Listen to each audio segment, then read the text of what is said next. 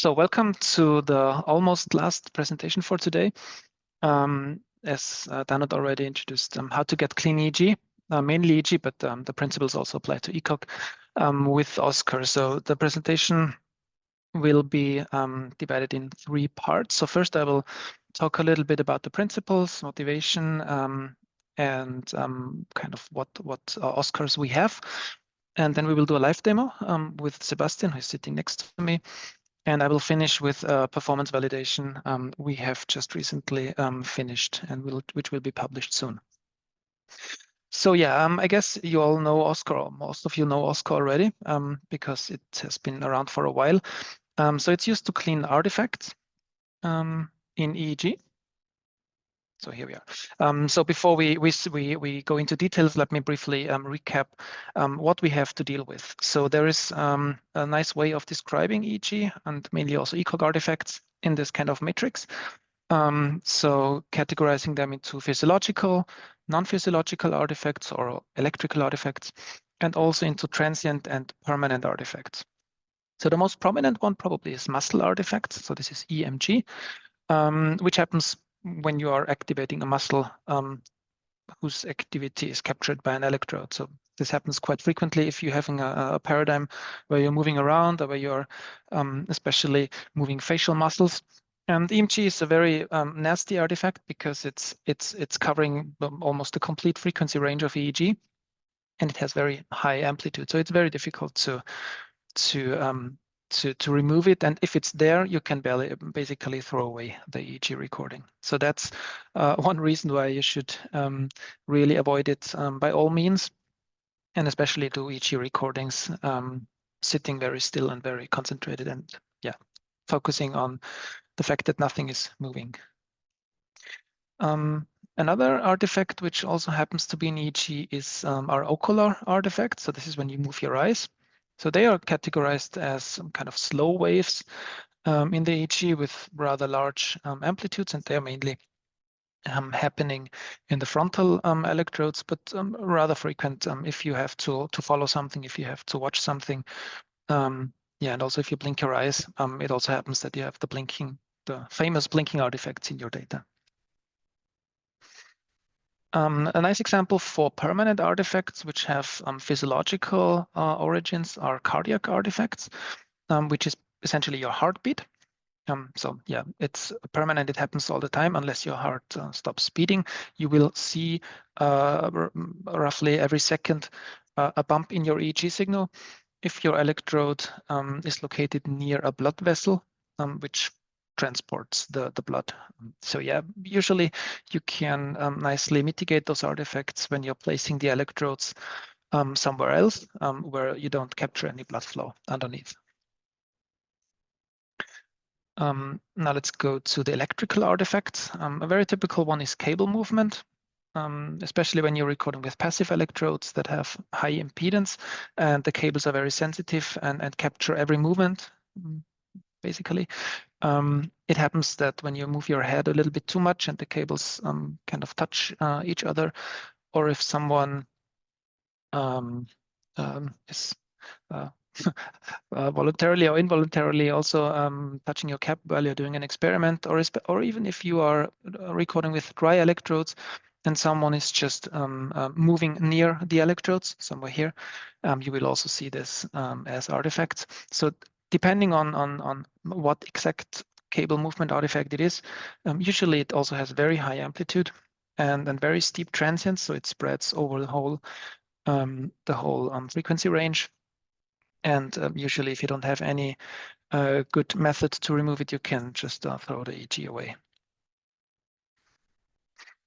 When you're recording in a charged environment, and especially when you're recording with a cable-wired amplifier, it can happen that the EEG is contaminated by discharges, electrical discharges, especially when you're not touching the foot or when you're not properly grounded, and then out of a sudden someone touches you or you touch something which grounds you, then you will see this as sharp transients in the EEG as well.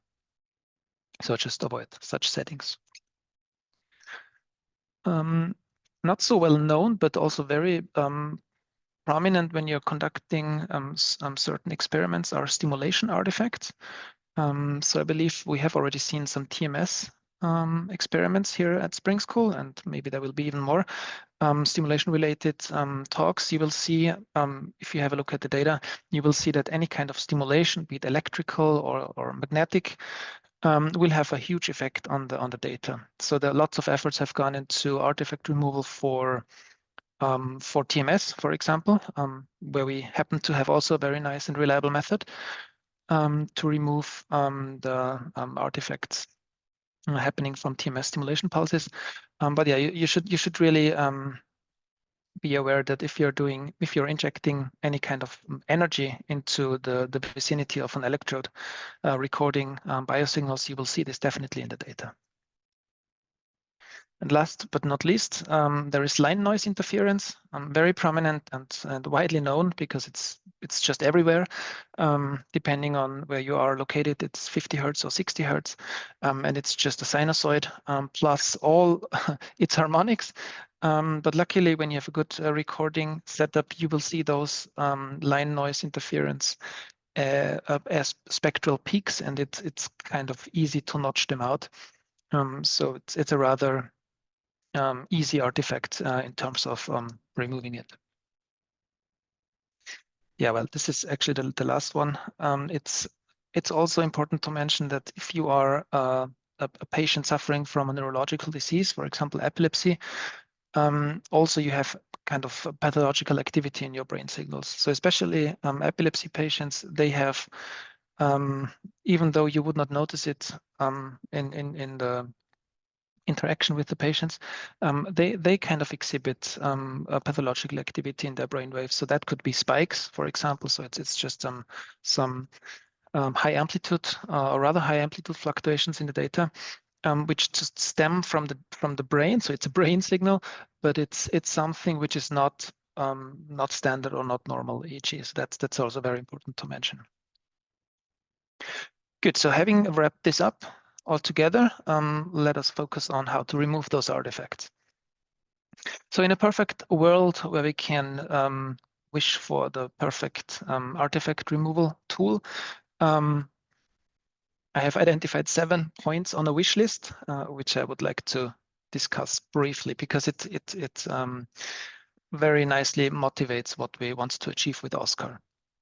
So first of all, if we apply an artifact removal algorithm, the most important task to accomplish is to eliminate the artifacts, to just remove them, or at least a wide range of them. So of course, it's there is always a gradient between what is an artifact, what is not an artifact, where is the transition between EEG, clean EEG and contaminated EEG.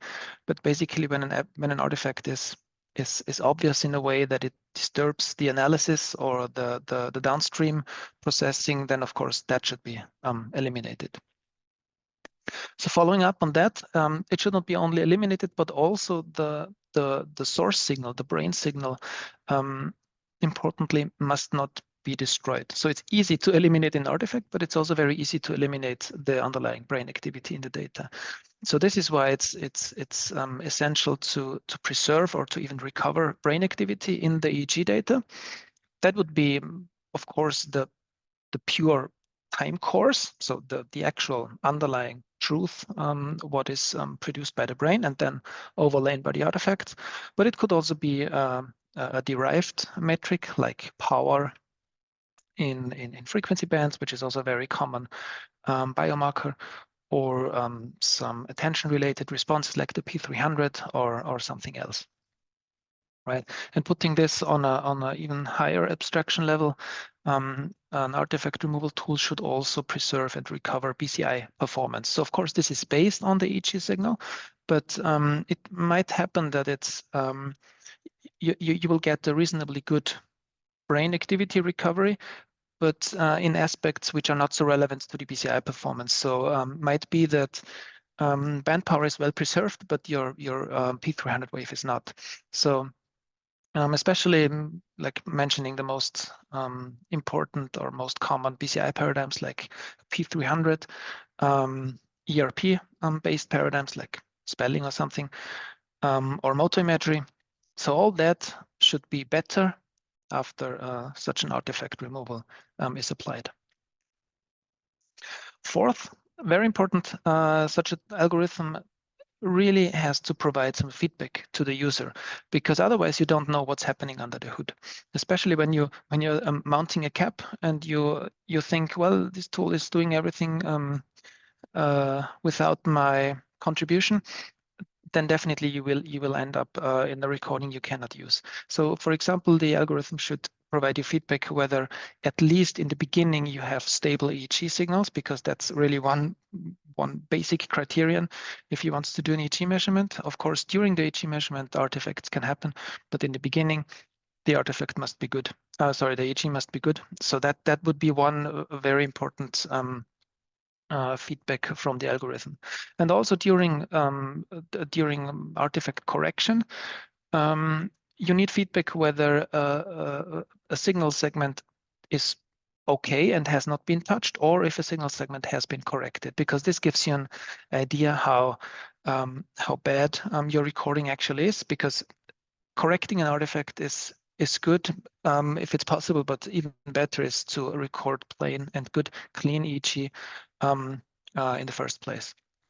So that will be a very important point on the wish list as well. So if it fails to preserve or recover brain activity because the artifact is too strong, then at least such an algorithm should produce kind of realistic EEG at all times, because it can happen that an artifact is too strong to and it completely masks out the EEG, the brain activity. You get rid of it, you can eliminate it, and then at least what you restore should at least resemble realistic EEG, even though you have not been able to recover the underlying brain activity. And this is especially important if you're doing a statistical analysis, because this way you don't have to deal with outliers. So you have at least a very robust and stationary signal you're analyzing. Your statistics is not biased by any outliers. It just gets kind of weaker since the underlying brain activity is not so well recovered. But at least you have a robust and stationary and realistic outcome. And then in terms of usability, the best artifact removal algorithm is not worth anything if it needs lots of calibration parameters. It's very complicated to use. So it also must be simple and work out of the box. So ideally you just have some block in a signal processing environment, you put it in there and it just works. And following up on that, if you have a signal processing pipeline and a real-time experiment, you also want to have this artifact removal algorithm to work in real time with the shortest delay possible. So yeah, I know this is a lot and this has been a lot, but yeah, let me describe and demonstrate how we were able to kind of address all these points. So we have come up with OSCAR. It's online signal conditioning and artifact removal. And it has two kind of prerequisites or assumptions. The first one is that if an artifact is in the data, it has to kind of stand out from the rest of the EEG. So it in some way it must be different. And if you put this a little bit more in more technical term, it means that the spatiotemporal properties like amplitude, autocorrelation, spectrum, and all that kind of stuff has to be different from EEG, because otherwise we cannot distinguish it, right? And the second assumption is that it's actually a transient artifact. So we are dealing with artifacts which occur every now and then, rather infrequent compared to the normal EEG. So ideally, you have 10 seconds of good data and then you have a short artifact, then that would be the perfect correction case. Of course, this cannot always happen, and you might end up with a recording which is more contaminated and has less clean EEG. But basically, it's the criteria that you have transient artifacts and not something which is just permanently on the data, such as line noise or cardiac artifacts. Yeah, I believe you understand that I cannot really talk too much about the very details of the algorithm, but just give you a rough, let me give you a rough idea of the procedure. So first of all, Oscar is dividing the signal into individual frequency bands. And then in each frequency band, we are buffering the data, which kind of gives us a sense of how the data is structured.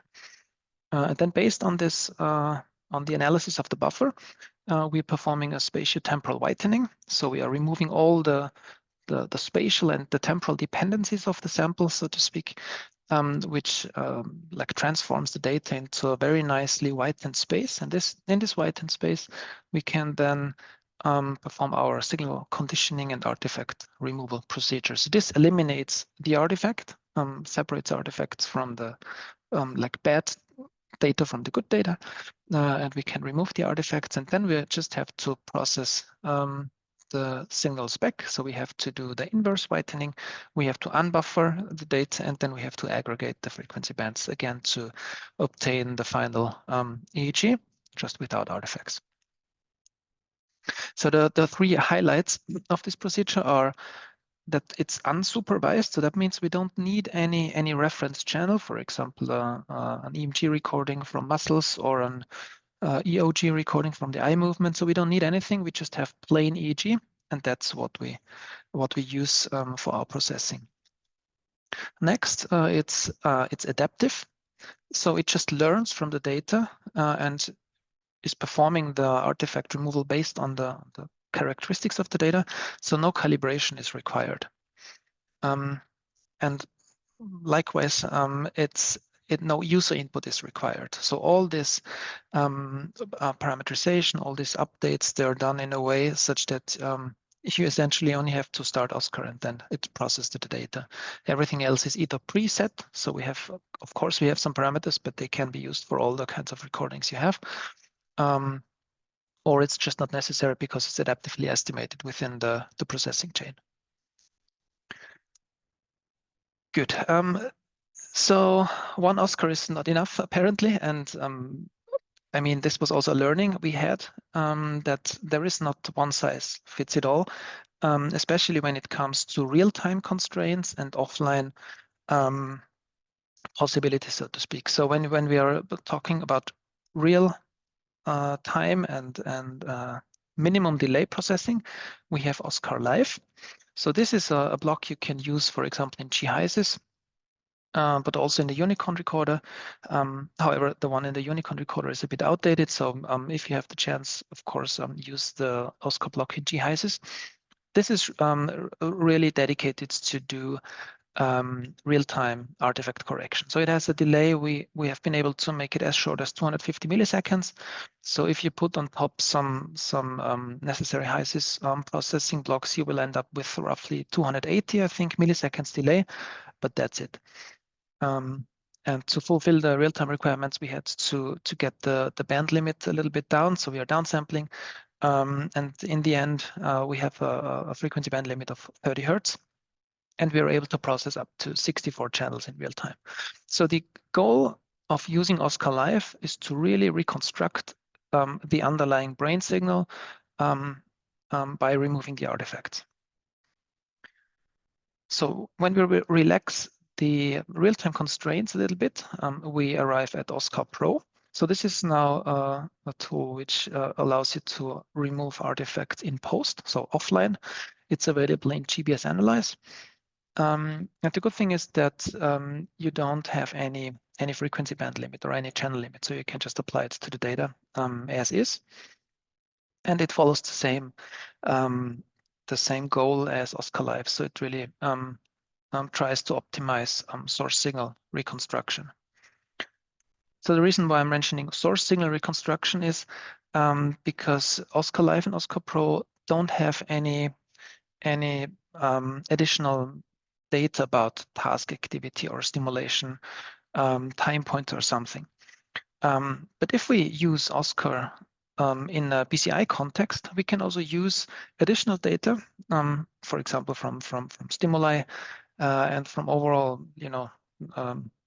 protocol timings, and use this to enhance BCI performance. So this allows us to operate in kind of the classifier domain. It's part of a classifier, of our classifier for EP or ERP-based BCIs.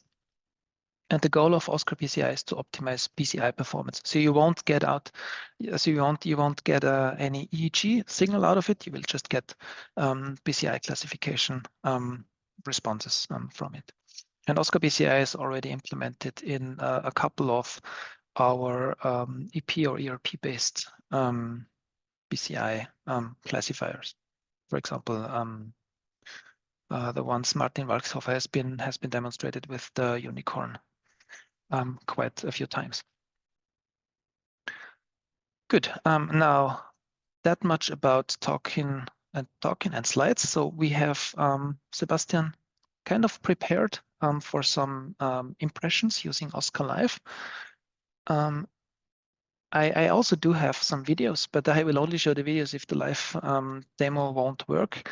So let me try. I will now unshare my screen, and Sebastian he's ready. Yeah, he can share out the screen. I will keep talking a little bit, or do you want to take over? No, it's good.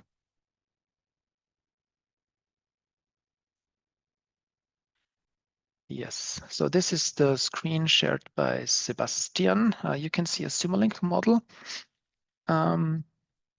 Well, let me go through it a little bit. There is the amplifier block. We have a G.Nautilus connected right now. You can see it. Can you share the screen maybe also?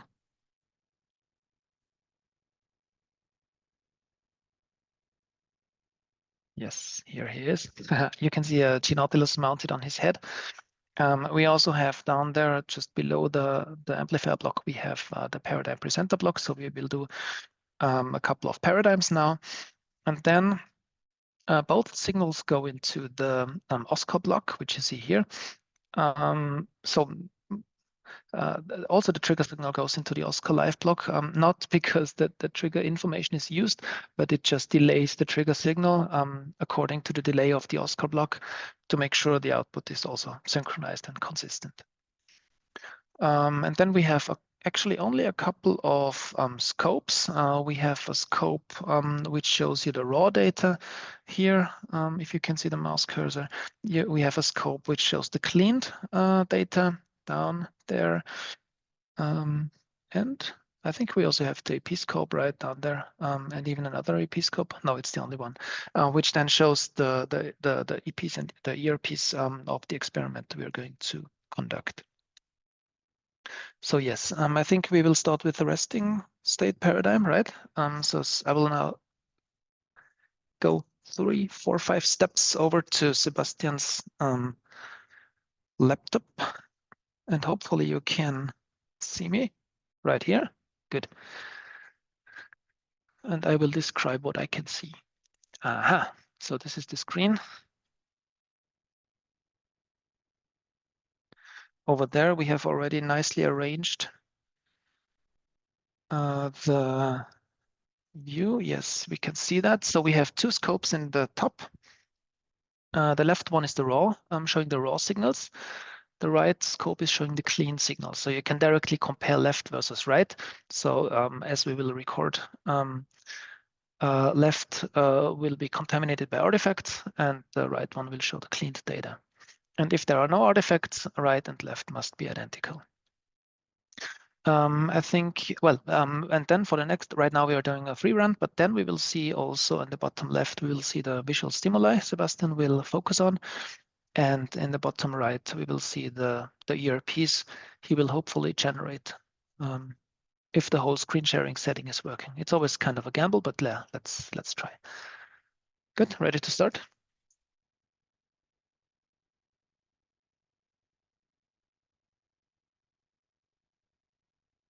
I can already see raised hands, so we will discuss, of course, any questions afterwards.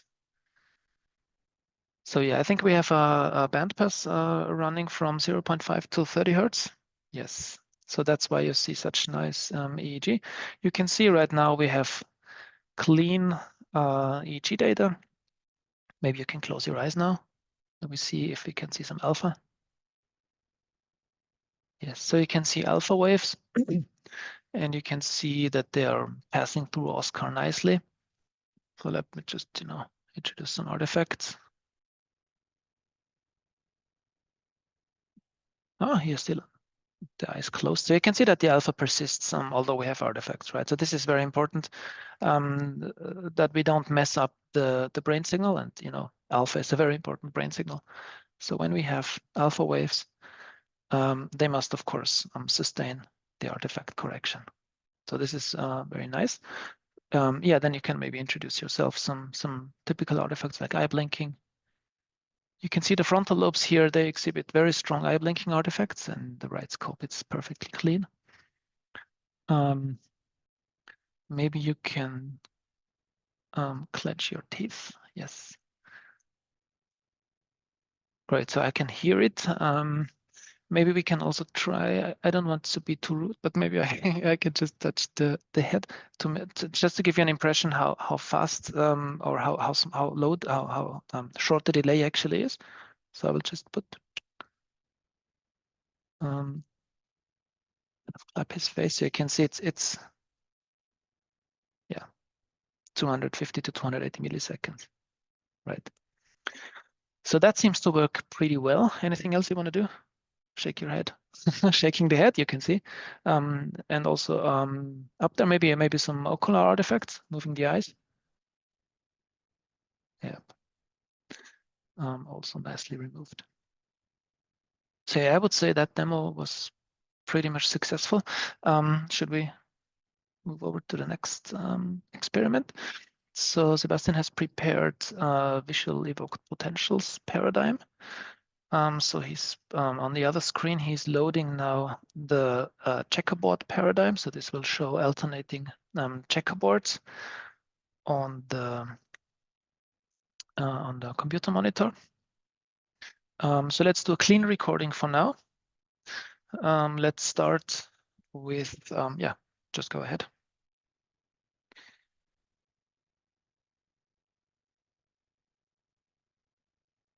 Good, so the model is starting.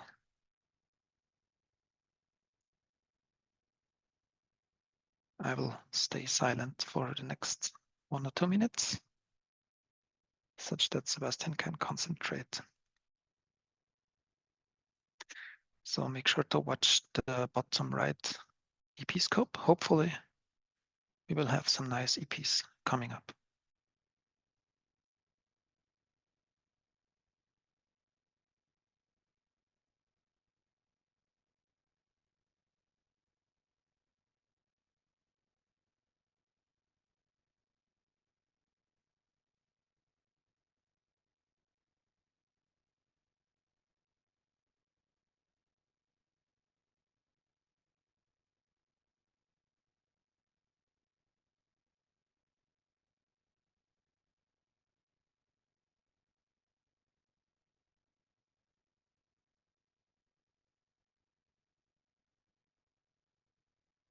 Good, so thanks. It's not too bad. To be honest, we have seen much better results, especially Sebastian is a good VP candidate. But nicely, you can see that this blink here at the FP1, this is a typical, very clearly one of the eye artifacts. This is still present in the averages, right? But it was intended to be a clean run, but apparently we had an artifact you cannot avoid, just eye blinking, and this was already cleaned. All the other channels, which are not frontal too much, they really exhibit the very same waveform for Oscar and like before and after correction, which demonstrates that Oscar is not messing up with clean data. That's one of the most important points. And also down here at OZ, which is the occipital, close to the occipital pole, we have an acceptable VP, I would say. So it's a clear bump.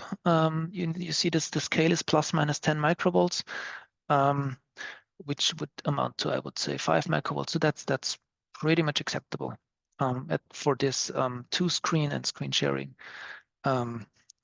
experiment.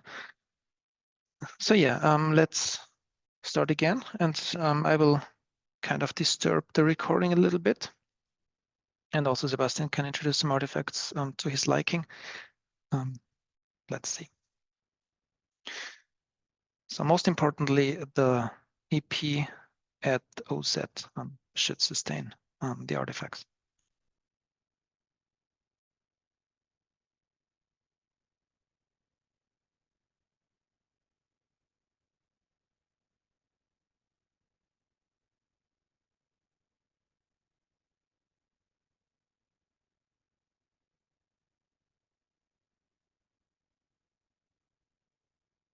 So I will wait a little bit until the EPs will form a little bit. So they look a bit different now.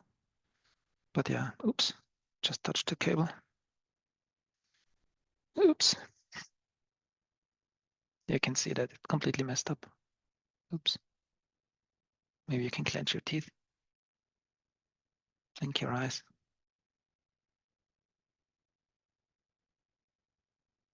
Maybe I even touched the amplifier. Okay, so we have gelled electrodes. They're not so sensitive to waving close to the. Oh, we are already done. Yeah. Summing up, you can see red is raw before correction, blue is after correction. So it's almost identical, I would say, to the previous one, except that the bump in OZ here, the bottom right is just a little bit offset, but still you can see the nice waveform we had previously. And yeah, all the other electrodes, especially the frontal ones, they are kind of contaminated now in the raw, but they, from what I can see, the correction has been quite successful here. Yeah, one more. Let me have a look at the what. No, we still got some time. Great. Maybe visually evoked potentials P300, the other one. Yeah, we have another experiment. Let's see if it works. It's not a VEP kind of checkerboard-like experiment, but it's more an attention-related paradigm. So this should produce some P300 waves, because it's an oddball paradigm where we have grayscale images and every other, no. Oh, sorry, it's different types of stimuli. Yeah, you will see it. So there are infrequent stimuli Sebastian is paying attention to. And whenever this infrequent stimulus appears, exactly. So whenever an X appears, a P300 wave is elicited in the brain.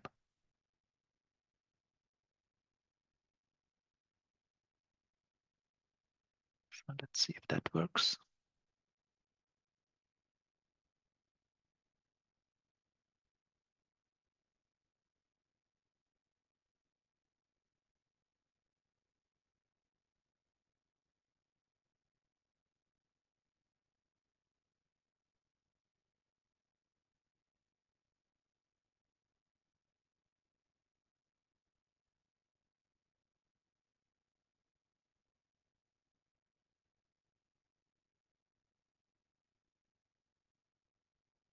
So what you can see in the EP scope on the bottom right is the difference between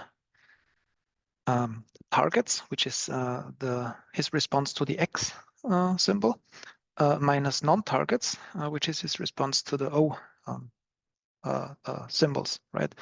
So this is the typical analysis for P300 oddball paradigms. What you can nicely see is a clear response here at CZ, which has almost maybe 7 micromoles.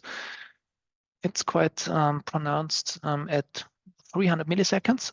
For some reason, it's negative. So it's this happens, and Sebastian is known for producing those negative shaped P300 waves, but also other colleagues who were doing this experiment, they showed the very same waveforms. This is pretty much expected, and it spreads over those 3 electrodes from F3 a little bit, FZ, C3, CZ, C4. That's pretty nice. And down at OZ, I think we can again see some kind of visually evoked potential. So this is the very early response from P07 to OZ to P08. So this is pretty much expected, and I'm quite glad that it works so well, although we are streaming live. Yeah, so let's repeat it with artifacts. And hopefully we get the same waveform.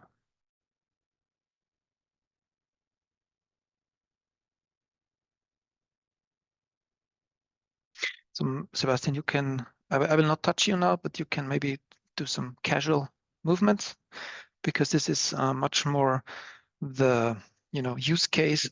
if we are performing EEG experiments, you can clearly avoid to not touch the patient, but you cannot so much avoid that the patient is moving sometimes or is getting uncomfortable and being not as calm and as in a resting state as necessary.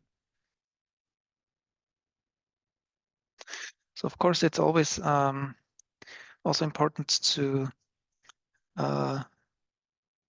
be aware that if Sebastian is now doing the paradigm more casually, he might be not paying as much attention as before. So it might be that the ERPs are getting smaller just because he is doing it more casually. But that's something we cannot really quantify.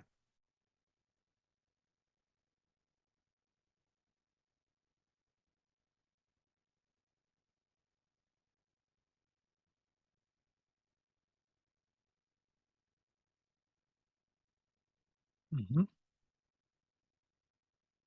Okay, so what do we see here? So definitely the frontal electrodes, which are very prone to artifacts, they are, so yeah, you cannot really use the data with using just the raw signal. Apart from that, yeah, here you can see that P07, yeah, you can see down there, N, what is it, N150 or something, yeah, related to the visual evoked potential also here. And also here, so Sebastian has not produced many artifacts in the OZ region because the signals, they look very, very similar. Apart from that, yeah, you can see a small, at P3, you can see a small positive bump at the 300 millisecond range. But yeah, it's not too clear here. Might be that you've been a bit distracted due to the movement. I don't know. But yeah, it was worth a try. And I think you can get a good impression how Oscar is working, especially if you have paid attention at the raw and cleaned EEG time courses. And yeah, I think that's where we can now stop the demo. Thanks a lot, Sebastian, for your preparation and for your participation. So I will go back to my computer now, share my screen again, and continue with a couple of more slides. Yeah, so we are a bit ahead in time. So luckily I don't have to really show all the videos I have prepared, just in worst case. So Christoph regularly posts them on LinkedIn. So if you want to see them, make sure to reach out, connect with him on LinkedIn and check his post history for those videos. They're also nicely illustrating Oscar's performance. Good. Very important, because we are getting asked this over and over, is how reliable is the outcome of Oscar. So we can do, of course, some live demos and like show cases of recordings where everything works. But of course, we have to kind of assess the performance of Oscar in a way how much we can, how reliably it removes the artifact, so to speak, loosely speaking. So we asked ourselves two research questions, and they are closely related to the to the requirements of Oscar. So how much of the source signal can we recover? So the question here is, if we have clean EEG and we have some artifacts on top of the EEG, and we are correcting the artifacts using OSCAR, how much of the reconstructed EEG, or how much of the clean EEG is contained in the reconstructed EEG. So this is what we call recovery. And of course, this is only possible if we have the original clean EEG in the first place. So this is not possible to be addressed with real-time real-world contaminated EEG recordings. But we have to go, we have to add one step in between. We have to use original clean EEG without artifacts, then apply artifacts. They can be as realistic as possible. So we have done that. We have extracted real-world artifacts. We have applied those artifacts and thereby contaminated the EEG and then processed it with OSCAR. And then we got the reconstructed EEG. And then we have all those three steps, and we can all the three conditions, and we can compare them, and especially compare the reconstructed EEG to the clean EEG, which we also call ground truth. All right, so here we created a data set, which we call data set 1. And the second research question was, how much can we improve performance on already contaminated data? So this is the question which can be answered using real-world contaminated data. So we start with such data. We apply OSCAR. We get reconstructed EEG, and then we can measure the improvement, especially in the BCI context. All right, and this is now data set 2. So let me briefly explain the extent of those data sets. So the data set 1, as I said, is using artificial contamination. We had 2 paradigms, auditory evoked potentials and visually evoked potentials, 5 subjects, and we had several ways of contaminating the clean recordings, the ground truth, with actual real-world artifacts. So we used different contamination ratio, different types of artifacts. So this overall yields 6 contamination conditions, so to speak. And since this was all randomized, we repeated this 5 times per subject, paradigm, and condition. So overall, doing the maths, we got 300 recordings in total. So this are not real recordings, but generated artificial recordings, and they're based on 10 ground truths.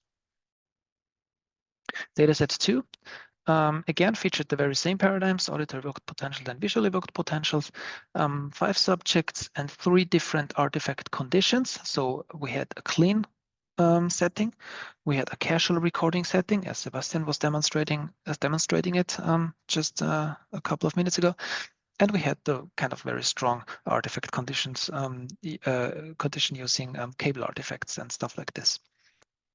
We also used dry and wet electrodes and repeated the recordings 2 times. And so we got 120 recordings in total for dataset 2. Good. So assessing the recovery, we defined a metric which we call source signal ratio. And this is the kind of proportion of the reference source signal contained in a contaminated or reconstructed recording. So the proportion is a relative measure, and we computed this very straightforwardly as the R² value, which is nothing more than the squared correlation coefficient between those 2 signals, right? And we did that also for signal segments where we applied the artifacts. So we applied artifacts to the data, but not overall, but just at certain points in time, such that we could segment the recording into good data and bad data. And you can see this here in an analysis for lower frequencies below 10 Hertz, and in an analysis for higher frequencies, so from 10 to 30 Hertz. You can see that for good segments, we get almost no deterioration, so that the median here is still at well above 90%. And for the bad segments, you can see that the median moves upwards. And this, maybe I should explain the axis also to get a better feeling what that means. So on the x-axis, we see the source signal ratio for the contaminated data. And on the y-axis, we see the source signal ratio for the reconstructed data. So if Oscar is not doing anything, all the points would be on the 45 degrees line because nothing changes, right? And if the dots move up, then Oscar is doing something good because it improves the source signal ratio. And if the dots move down, it's deteriorating the source signal ratio. So it happens that dots are in the lower triangle, but you should mainly look at the median of the data. And you can see that this is well close to the, especially for the good segments, it's well close to the 45 degrees line because just the vast majority is not deteriorated. So only a couple of outliers are getting worse for the low frequency band. And for the high frequency band, we get for those which suffered from artifact contamination, here, for example, 30-40% with strong artifacts, we got a nice improvement back to 80%. But also we got like a small deterioration for those points which have not been affected too much. So they here we kind of here you can see this in this way we probably lost from, I don't know, 90 to 100% 5% points, roughly speaking. So if you put, and that's what I want to focus on, if we look at the median performance, we can quantify how much this point has moved from the 45 degrees line upwards. So how much percent we have recovered. If we recover 100%, then it would be here at the top line, right? So for the low frequency bands, we recovered 54%. And for the higher frequency analysis, we improved 37%. So that's this analysis.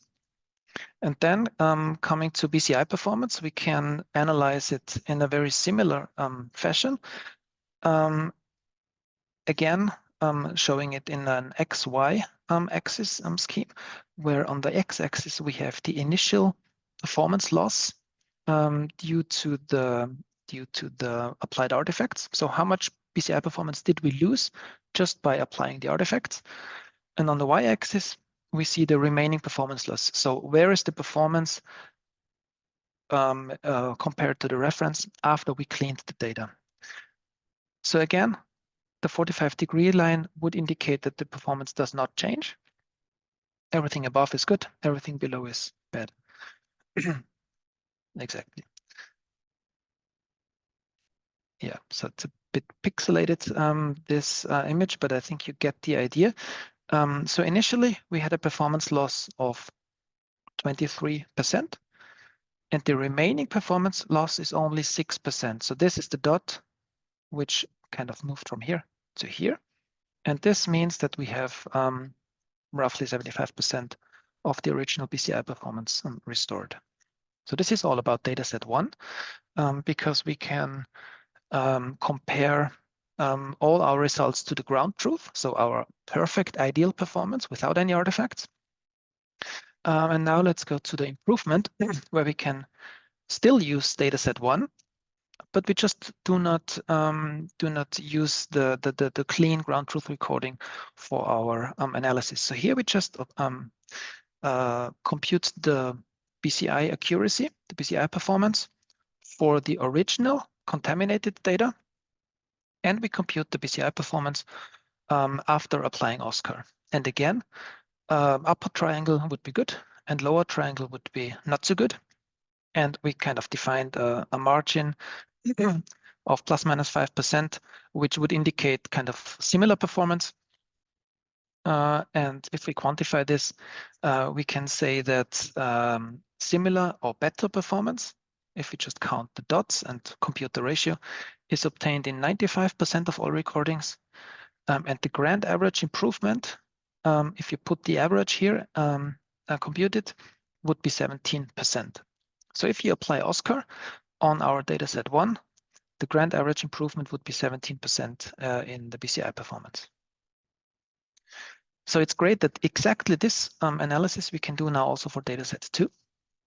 And here it looks like the similar or better performance is obtained in 87.5%. So most of the dots are above, are in the blue or in the green zone, and only a few dots are in the red zone. And the grand average improvement is still 7%. Good. So this is the performance analysis we did for Oscar Live. Now let me, if we have some time, okay, we have a couple of minutes left. I will also hop over to Oscar Pro. Just to give you an idea, so Danut was showing it today earlier as well, but I have a nice video showing you how it cleans up 16-channel recording. I will just remove the sound. So let me play it back.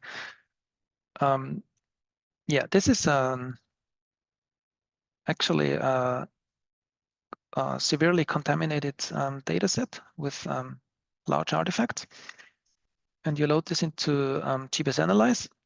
You go to Artifact and Oscar and hit Start, and then Oscar is applied. And in a couple of moments, it is finished. And you can see that the remaining or the output of Oscar is nicely cleaned EEG. So why I want to show this is because it compares the EEG traces quite nicely before and after applying Oscar. So this is the original trace before Oscar, and when you apply Oscar, you can see that the artifact just gets removed. Same as here. And I think no, these are the two examples. Yeah. Great. And so also for Oscar Pro, we did a similar analysis. It's already been a while, and it's not the very same data sets, but we have the very same analysis done. Computing the source signal ratio. So here again, we had, well, I think it was actually the dataset 1, exactly the same, where we had again the clean EEG, the contaminated EEG, and then the Oscar processed EEG. And here we again computed the source signal ratio for the good and the bad segments. It's just a different way of displaying it, but it's the very same same output and the same metric. It's the R squared value between the corresponding signal segments. And you can see that the good segments, they all have a almost perfect source signal ratio, and the bad segments, they have a very bad source signal ratio, except for the alpha. And the reason here is that the alpha, there was not much alpha contamination in the artifacts we have applied and found. Good, but here you can see this is an analysis going for various frequency bands, from the broadband, which is the complete frequency range, to delta, theta, alpha, and beta. So this is contaminated, and when we apply Oscar Pro, you can see how the red bars nicely move up. So starting at, maybe just as an example, starting at the broadband source signal ratio, initially it was at 12%, and just applying Oscar Pro, it increased to 68%. And all the others also improved nicely. Good, so let me sum it up.